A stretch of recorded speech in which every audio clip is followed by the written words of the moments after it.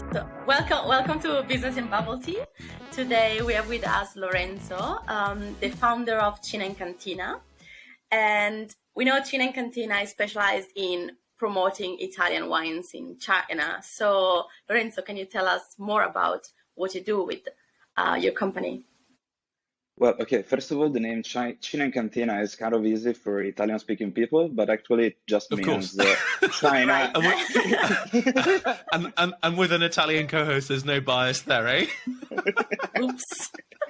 Yeah, it's just China into a winery, so it already tells you what we do. And basically what we do is promoting Italian wines in China, and we do that through different means. So basically from providing the wineries with some services like translating the website into Chinese, translating the technical sheets of the wines into Chinese.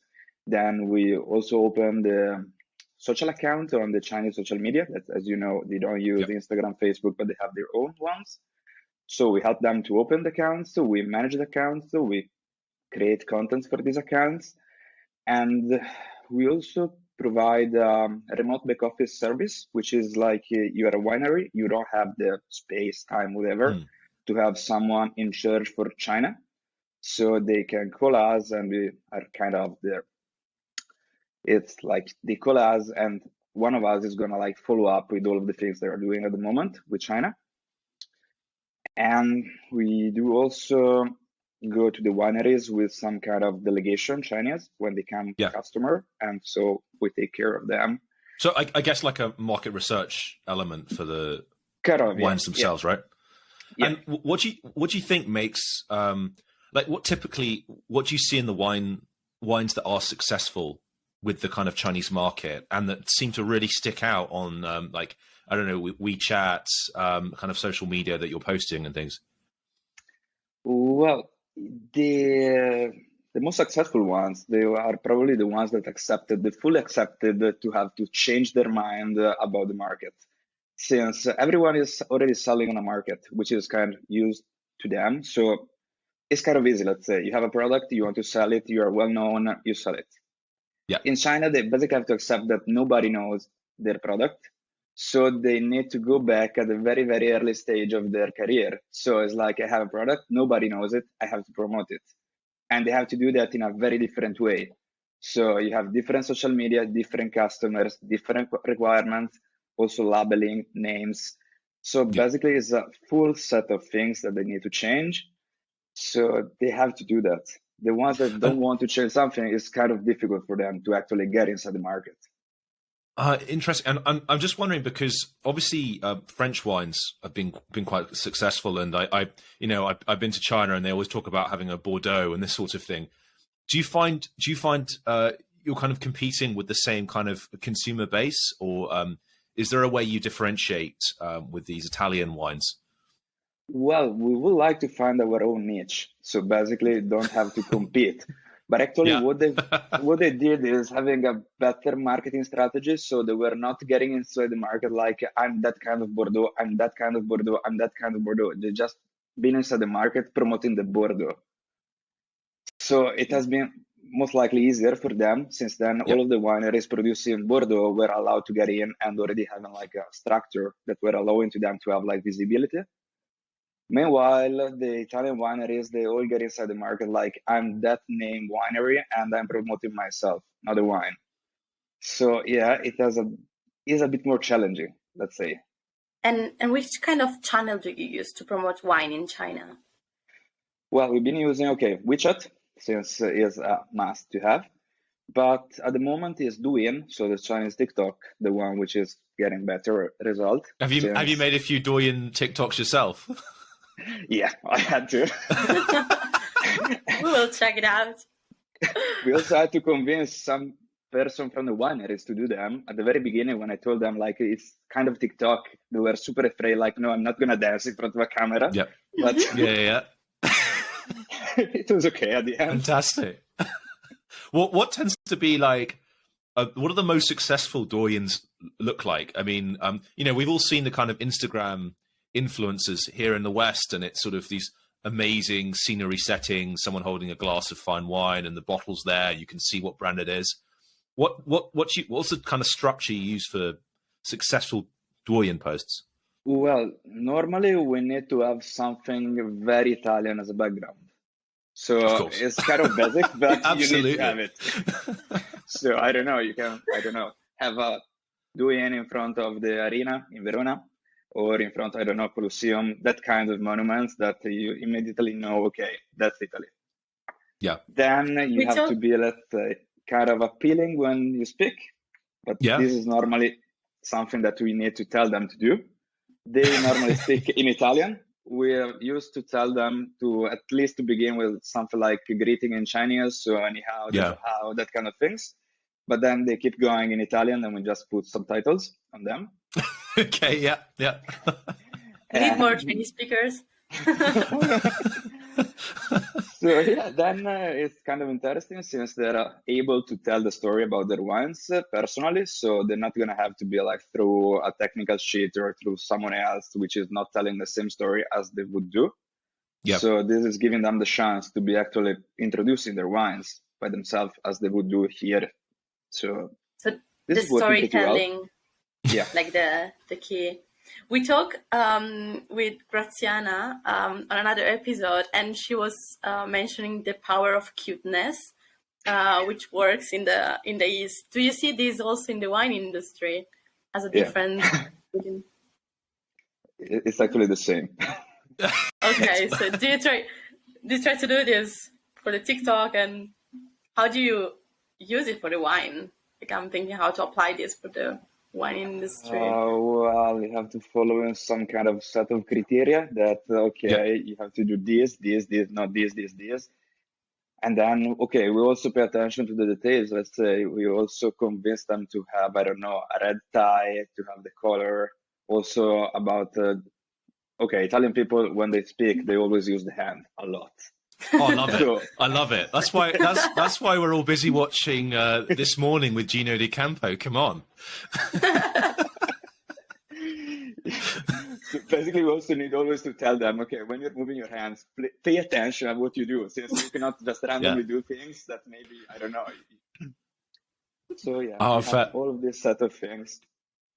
And I guess Graziana also mentioned, I guess, a north-south, and how there's like regional differences in terms of how you promote. Does that also exist across wines, or do you specify specific areas of China specifically just for wine, and you don't really touch others? Well, we always try to get inside the whole Chinese market, but that's of course impossible. But we are trying not to stick on Shanghai and Beijing, since they're the most obvious ones, but at the same time, the ones that have way too much wine at the moment. So we're looking for the, let's say, small villages that are never small in China, but different areas. The cities, effectively, if we look at it in a European context, So we're basically looking for this kind of new places, new markets, instead of going to Shanghai, Beijing. I mean, we've been there with the wines. At the same time, the competition is huge. Yeah. So I'm just want to take this interview back a bit and just look more at your background. So you went to Renmin University, and you've kind of, you're Italian. You now have this big China angle. When did it all start? When did this kind of China journey begin for you? Well, the China journey it began in Italy, actually, since at the very beginning, I wanted to become a lawyer. So I started studying law, but after a while, I switched my path since I realized that there were way too many lawyers. Yeah. So I changed it to Chinese. I don't know. I still don't know why, to be honest. I don't know why I switched to just doing Chinese either, by the way. So, it was a great choice anyway at the end. So we're still here. So. I agree. So basically, I started studying Chinese, and after a couple of years, I moved to China, since there was like a program which is a double degree with the University of Venice and University in Beijing, which is the capital normal university. So I spent 2 more years in order to finish my bachelor in China. And after that, I figured out that at Renmin Dashwood, they were offering this kind of Chinese law. So it was kind of closing the circle. Back to I low. started willing to be studying law. So, okay, now I'm going to have a combination. So I've been studying Chinese law in China.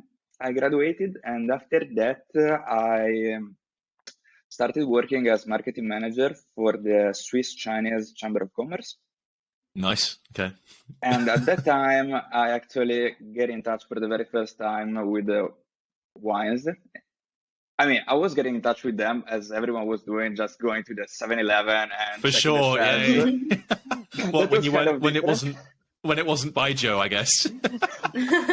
Yeah.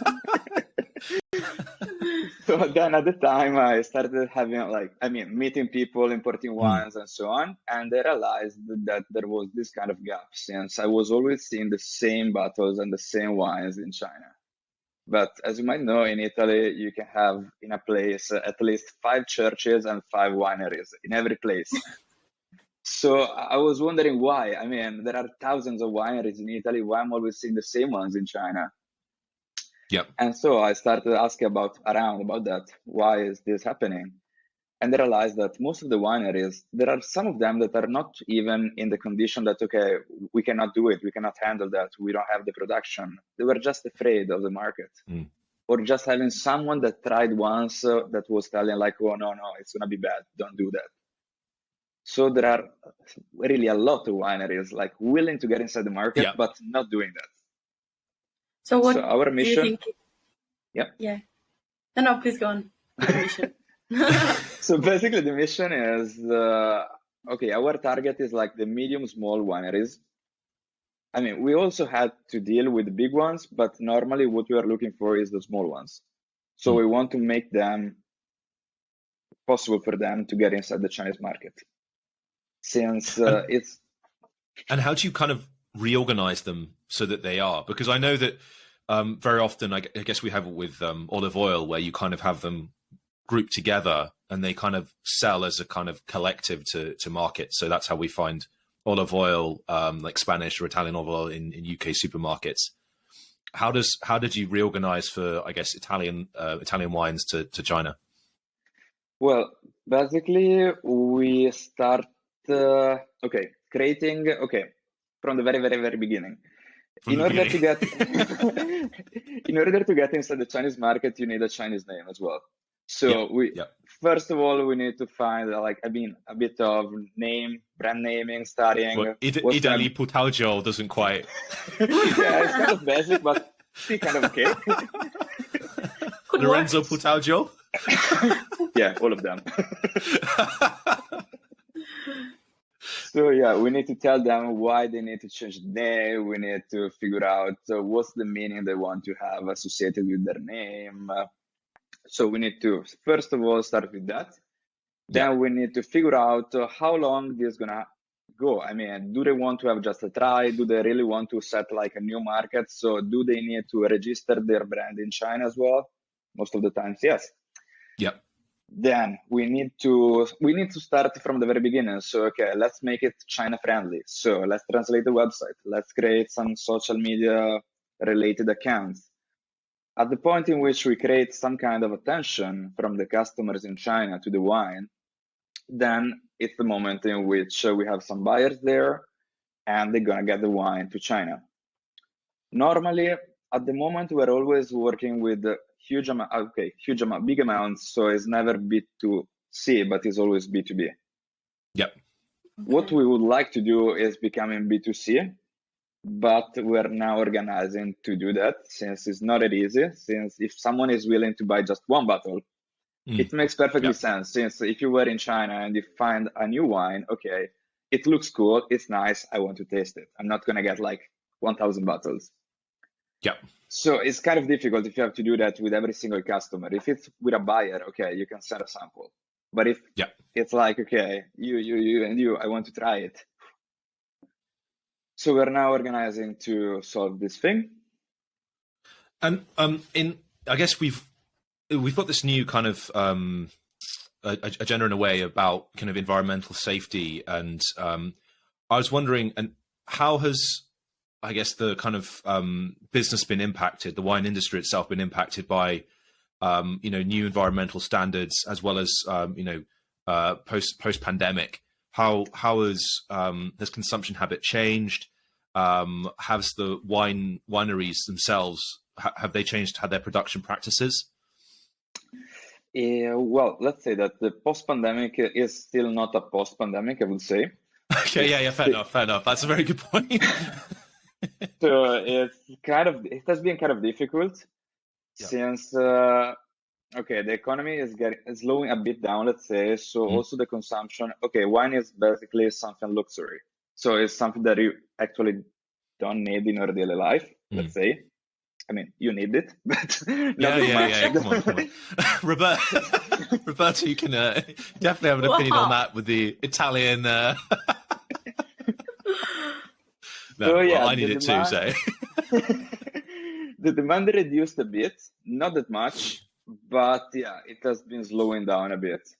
But this happened for all of the wineries, so it was not about the small ones, the big ones. So it was kind of something balanced. It turns out that at the moment it looks like it's getting well again, so it might not be a problem. And about the environmental things, basically we don't have any kind of issues since most of the wineries that we're following at the moment, they're producing natural wines. So we are getting perfectly in the trend. And which other trends? Sorry, Roberta, go on. Oh, yeah, I was curious about future trends or other trends you see in the Chinese market with regards to wine.